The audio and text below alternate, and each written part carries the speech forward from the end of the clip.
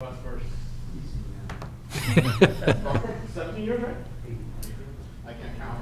But Mike has attained the position of deputy chief. So, make sure you get the map.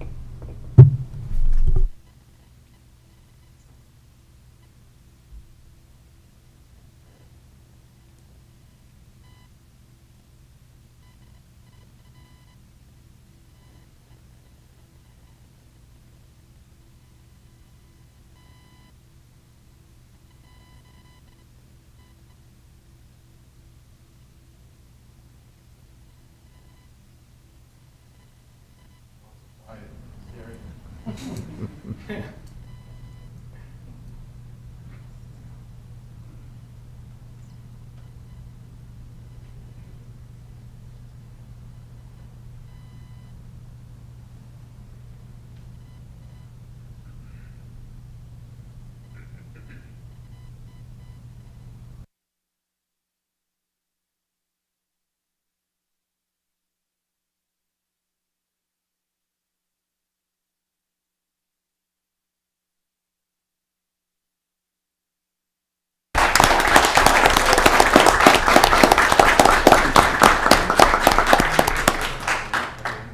All right, let's do a picture now. Family picture. And then you get you guys. Scott. So us two, then you guys, and all you guys. Come on.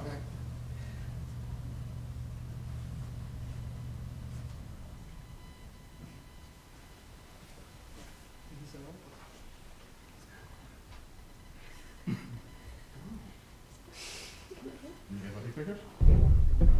Good. All right, and then firefighter, paramedic, Justin Honors. Justin joins us from Hobart. So Justin's been here since beginning of August, and Mike started on the 30th of last month as deputy.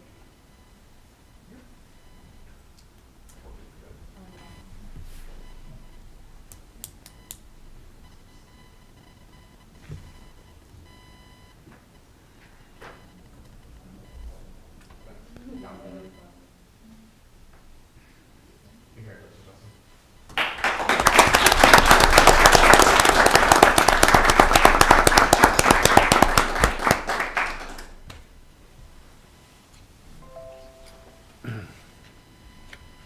All set. Thank you, guys. Congratulations to both of you. I need approval of a motion to approve the minutes from August 16th board meeting. I'll make a motion to approve the minutes. Have a motion approved, second? Second. Second, all in favor? Aye. Aye. Opposed? Motion carries.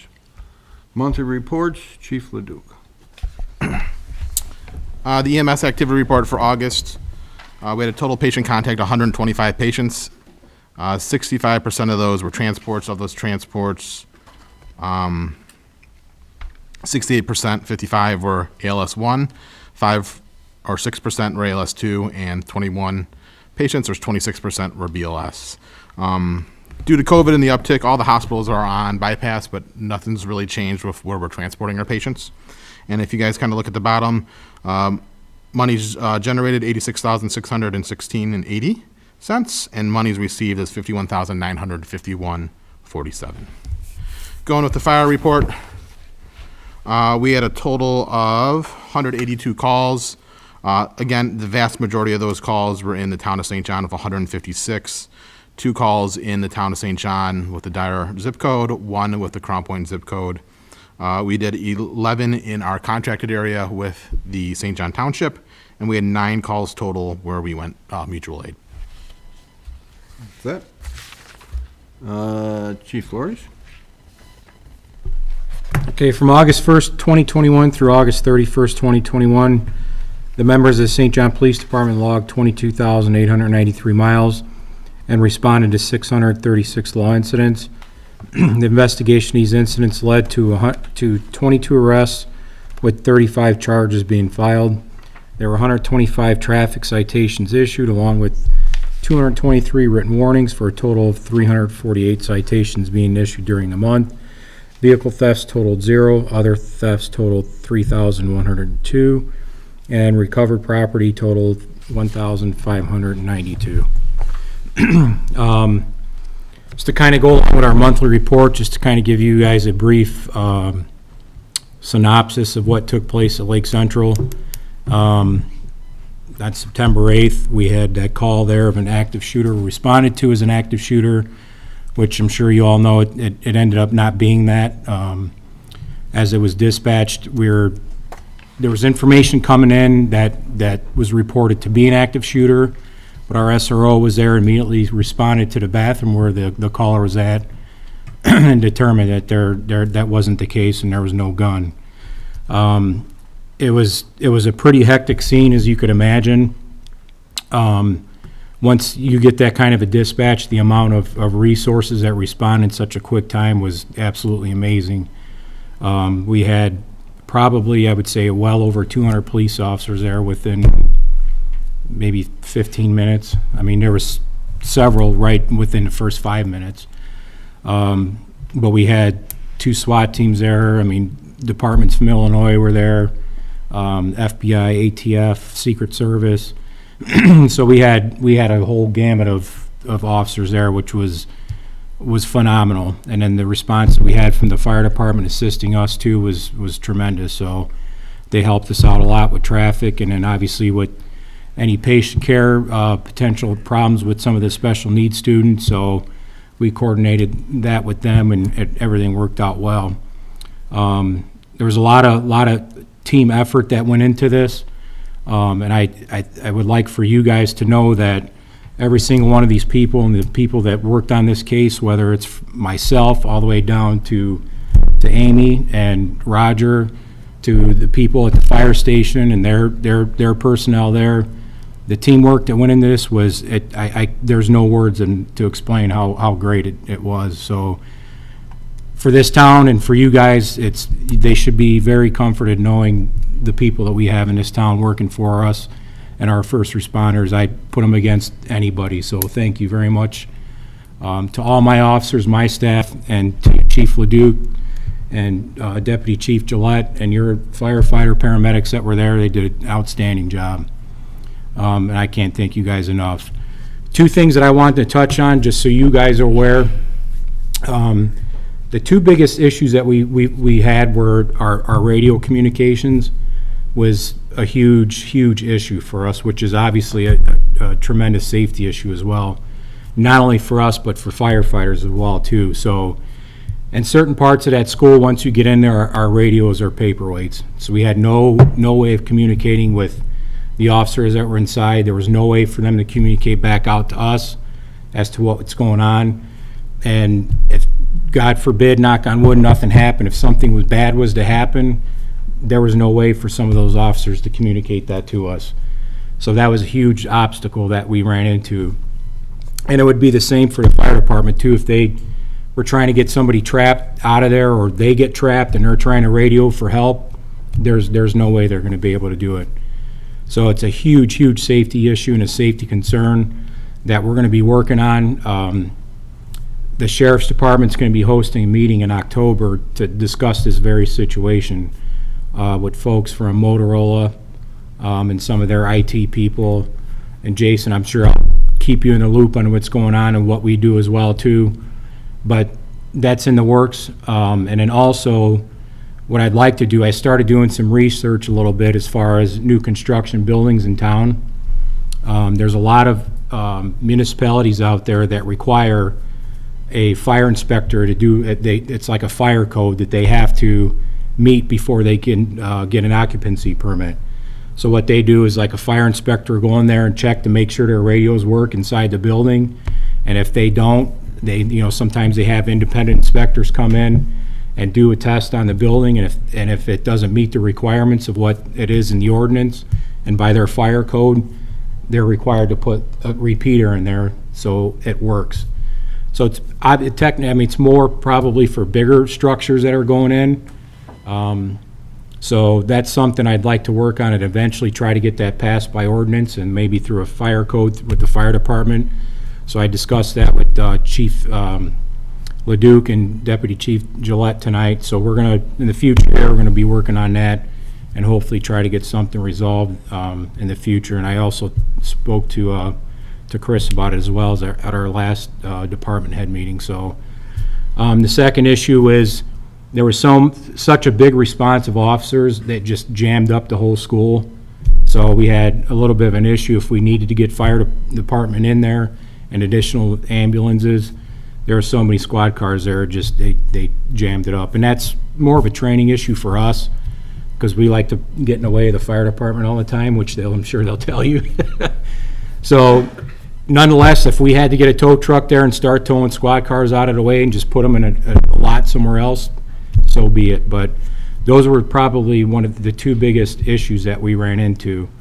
But aside from that, I couldn't be happier with the way things went that day and the work that was put in by everybody involved, school personnel, police, fire. It was absolutely tremendous. So just kind of wanted to give you an update of what's going on and what we've learned from this issue, and hopefully we can make it better.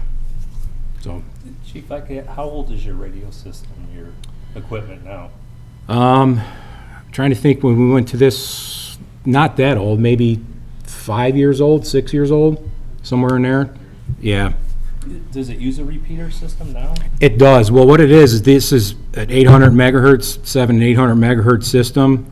So it doesn't, 700, so it doesn't penetrate as well as like our old system does. Certain areas of the school, somebody could be on the other side of the wall and I can't talk to them. If the high school put in repeaters, would that equipment work with the repeater Yes, system? and it's very costly to do that. Yeah. But you can't put a price tag on their lives or our lives as far as I'm concerned. So we got to do something. We can't keep operating like this. Has anybody approached Lake Central about putting the repeaters in their schools? Yeah, it's been an issue since that school's been built, and I know it's been kind of talked about in the past.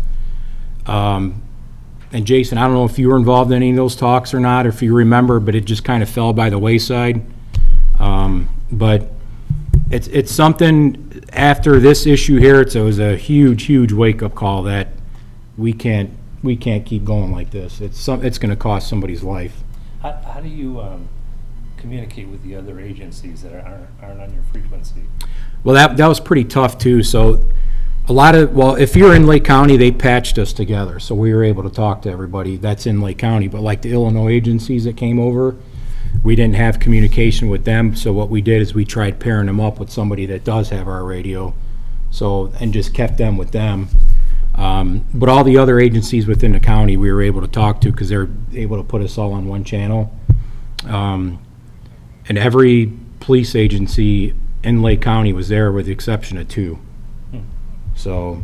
Is there a possibility, Chief, on the radios like Eastburn or Eileen in Indiana, where that channel's the same, that could be put on radios that towns would respond to other towns, where like when you have an emergency, you switch to a single band, they could switch to that band? We still do have that capability on our old system, but we don't have it on our new system. Which is the one from the county when they're Correct. combined. Right. The only thing they could do is just, like I said, just patch all of us in, which it worked. But again, like Illinois agencies, we didn't have communication with them. But yeah, it's an issue. And like I said, Clark Middle School has some zones in there too that we can't get through. And I know the repeaters are available, and they should make every effort to get them in there. Right. So, and I'm sure there's some grants and stuff out there we can apply for, which we're obviously gonna be working on and doing some research on. So hopefully, our thinking is if we can do something on a countywide level, we're more likely to get a grant if it's a multi-agency, that's part of it. So I think your chances are a little bit better if you do that and go that route. So we're gonna try everything that we can and work on everything we can. Even if the school's gotta chip in on some, or we gotta do something. So we're working on it. Okay, and I want to back up a second, we switched to that, is that as far as the response goes, I happened to be in a position when that call came out on 41, watching the police cars responding, that coming from the north headed south over near 77th Avenue. I think this response was tremendous. There were just cars, Cherville, Maryville, the state police, the county, all kinds of people.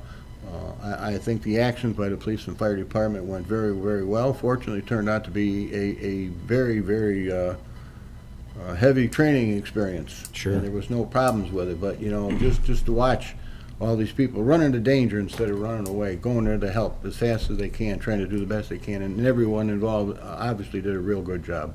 Absolutely. We had a ton of compliments from parents and staff and teachers and residents. I mean, it was good. Extremely good. Yeah, so luckily it turned out well. Nobody got hurt. Everyone was safe, so Couldn't ask for a better outcome at this point. sure. Thank you.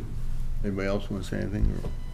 No, just thank you to the police and fire for, your hard work and getting through that. And we do have the best first responders in the area, so thank you guys. Couldn't agree more. Thank you.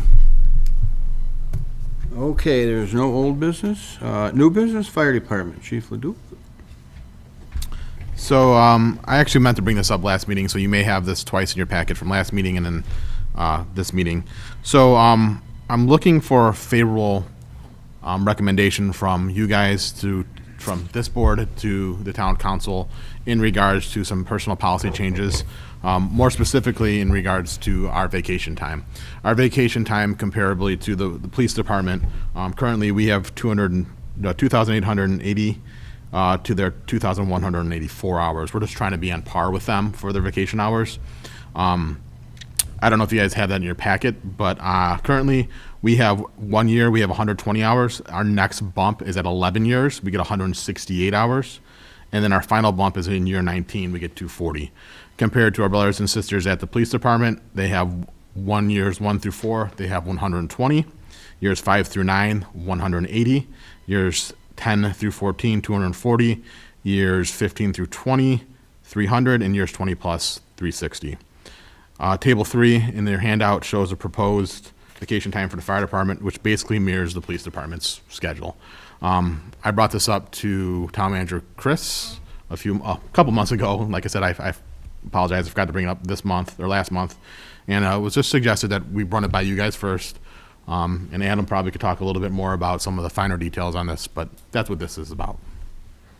Yeah, and I'd sent an email, I get a response, it says updates, which at least at some point, none of us knew what the updates were gonna be. I believe just today we discovered that at the end of your report was the piece that was requested to change the policy. So, I mean, personally, I have not had any time to ask any questions about this or look at it. If anybody else wants to make a motion on that, we can do that. But I don't know if everyone's had enough time to Understood. I'd rather you guys have time to look it over. Like I said, it was on last month's packet as well, and that's my fault that I didn't bring it up. It's more of a, I think, semantics at this point because I believe the town council is the one that's going to have to approve this.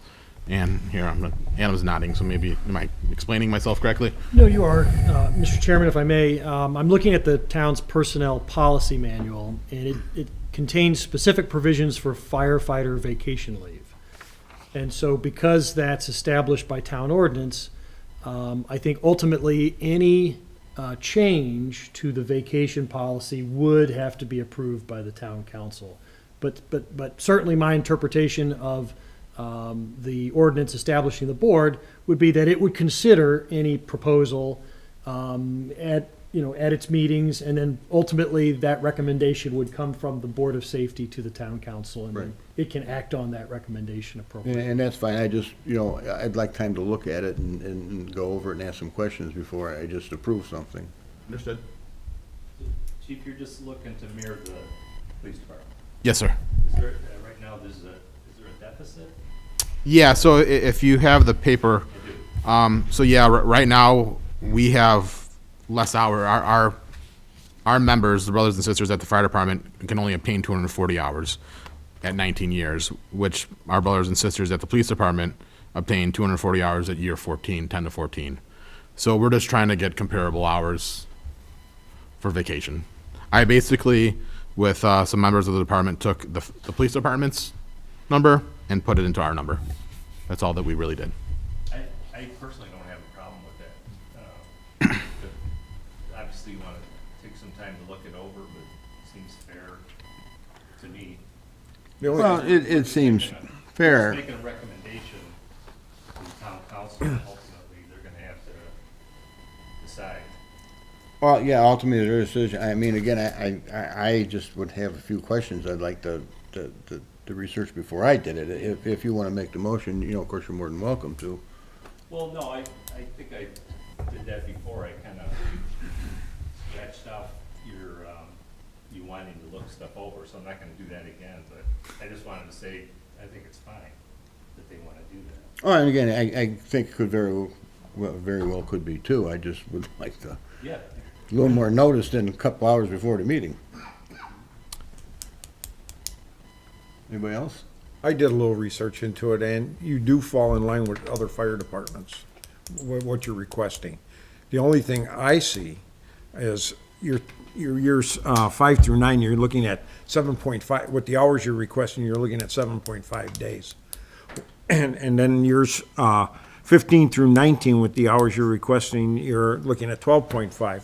I would suggest you change that around to 5 through 9 be 7, and 15 through 19 be 13. Change those hours around to make them full days instead of half days. Understood. Divide those hours by 24, they come into half days. But I got with a couple other fire departments that I could get a hold of real quick that I know of, and how they schedule their vacation policies, and this is very much in line with, I can read you one department right now that I talked to, 1 to 5 days, 1 to 5 years, 5 days, 6 to 10 years, 9 days, 11 to 14, 9, I'm sorry, 6 to 10, 8, 11 to 14, 9, 15 to 19, 11, and 20 to 24, 14. And then if you go over 25, it's 17. That was one department. I talked to 2 other departments, they were very much in the same ballpark. I appreciate that. So I have no problem with this, as far as I'm concerned.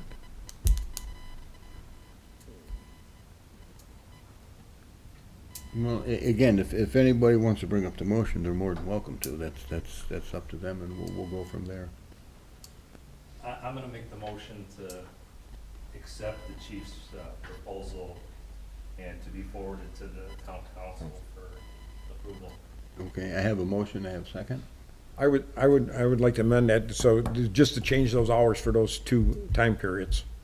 Does that make sense? Yeah, Ray, can you say that again so I can write it on here? Okay, if I did this correctly, when you had years 5 through 9, you had 180 hours. Yes, sir. If you divide that by 24, I had 7.5. I would reduce that and make that 7 hours, reduce it down to 168, and make it 7 days. Okay? Sir. And then 15 through 19, you had 300. If you divide that by 24, I think that comes out to 12.5. And I would up that to 312 and make that 13 days. Makes total sense for scheduling. You can't give somebody a half a day off, half a day vacation. It's kind of crazy. And with that change, I would second your, Well, I think Mr. Moran would have to amend his motion, is that correct, Adam? Yes, Mr. Moran, you can amend your motion. Should I just amend it to what Ray said? Well, that's up to you. I mean, That works. Calculate. if you don't want to amend your motion, it's up No, to I you. will amend my motion to what Ray said and his numbers, and it seems like it's satisfactory to the chief, and that should be fine. We appreciate What was that. the second set of numbers, Ray? Right, at 160. So on years 5 through 9, instead of 180 hours, it'd be 168 hours, which would be 7 days. Years 10 through 14 would stay the same at 240. And when we get to years 15 through 20, it would actually bump up to 312, which would be 13 days off. Years 15 through 19. 15, Year 20, you go to 360. oh yeah.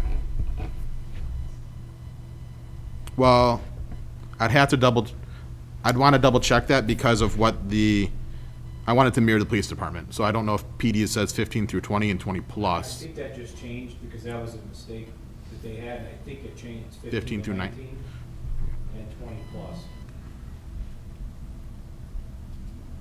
Okay. As long as it mirrors the police department, I just want equality on that. Okay, I have a motion, I have a second. All in favor?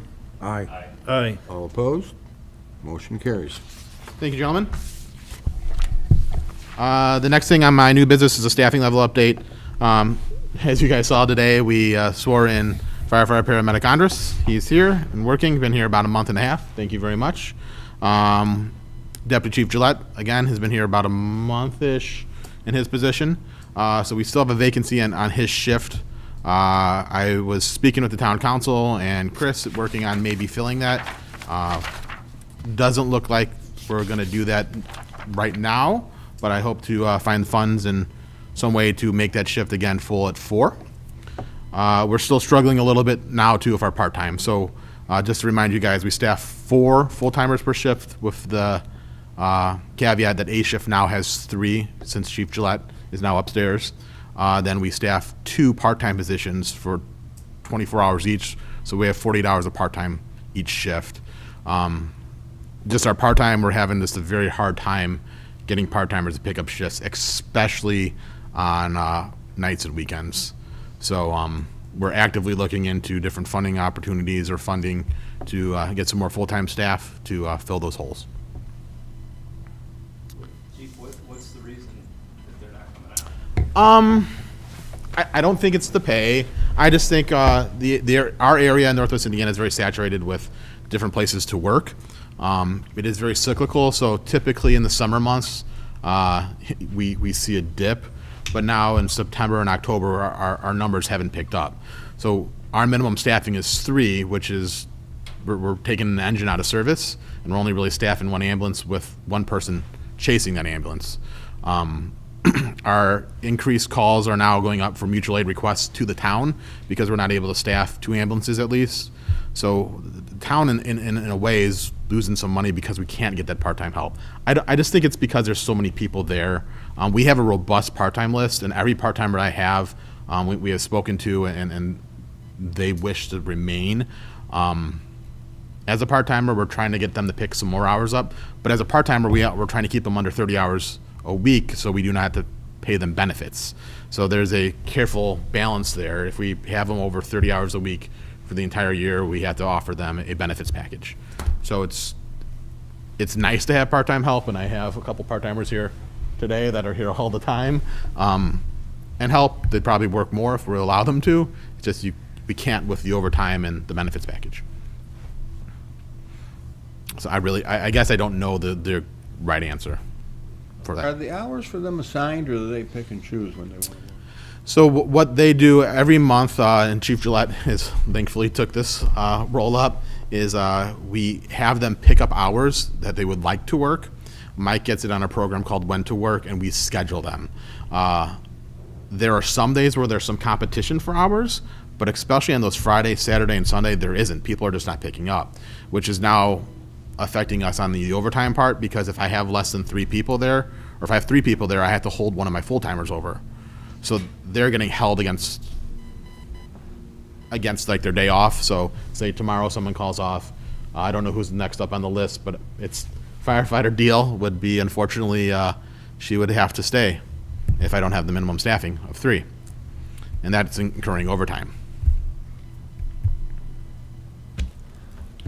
And then last but not least is my an update on our community risk reduction efforts. We just sent out a mailer. I don't know if everyone got it yet. It's going to have a few technology updates on there. We have some QR codes that you could scan, but one of the big things I want the public to know is we're going to have a home health or home safety survey on there, asking our public if they scan it, brings them to a GIS website where we collect this information. They'll track them where they are, so we could kind of find out where in our community needs smoke detectors, CO alarms, if they have any bedbound people. It helps us prepare, and it also asks them if they want to be contacted by anyone at the fire department for some of the programs that we have, like our Safe Sleep program, our Stop the Bleed, our CO detectors, our smoke detectors. So I'm pretty excited for that, and if you guys haven't got it in the mail yet, you should get it here relatively soon. That's all that I have. Thank you, gentlemen. You have nothing, chief? One thing I did want to bring up is open house is October 9th from 10 to 3. So here, obviously, at the Public Safety Building, Chief Leduc and the fire department's been working on getting a lot of different events there for families. We're going to have Northwest Regional SWAT is going to be there with their Bearcat, their armored vehicle. The sheriff's department's going to have the helicopter there. I think we're still doing food vendors, correct? So thanks for bringing this up. And it's not just the fire department open house. We just happen to do it during Fire Prevention Week. PD is very much involved. But yeah, we're doing a little bit different this year. We're going to have some food vendors there. Since our ladder truck normally gets rides up and down in the front of the public safety building is not working right now, so we're going to put food vendors there. We'll have bounce houses for the kids. And then clerk treasurer's office there, some other people in town will be there. It's a very well-attended event. We're bringing it back, the public's there, there's a lot of information. You could see, the public could see all the programs we have, the PD has. So thanks for the reminder for that, because You're welcome. again, I have baby brain. I have a few other things I meant to bring up, I apologize if I may. Sure. Our longtime EMS director, Rob Dowling, passed away last week from complications of COVID. So we still are having our EMS sponsored through St. Anthony's, but there'll be some change there eventually. We still have good support from there, but I wanted to mention that Rob's been a very big supporter of EMS at St. John, and it's going to be a big loss for this community. And last but not least, the other reminder I want to bring up is October 17th. We are having a controlled burn. That also went out in the water bills. It's in the 9,000 block of West 93rd. We'll be closing 93rd a little bit.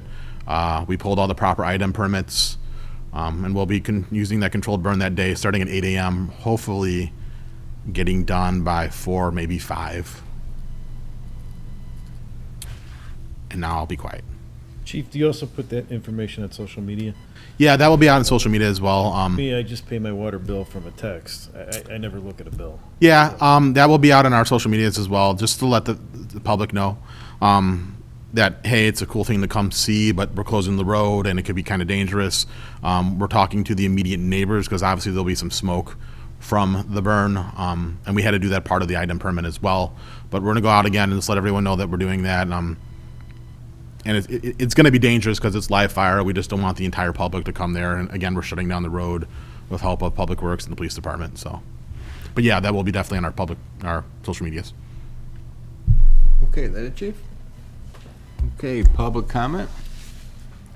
Rich, I want to just say, Chief, I just want to thank the firefighters that ran into that, was it Tunnels to Towers 5K in full gear, and I think it was, 85, 90 degrees, or raised $4,000. That was amazing. And thank you. A lot of them are here today. So Chief Can you just Gillette. stand up for you? Yeah, Chief Gillette, firefighter Deal, firefighter Haney, firefighter Andres, and firefighter Winter. I'm a Winter D. Yeah. The firefighters are stand up did that. So thank you. That's amazing. Thank you.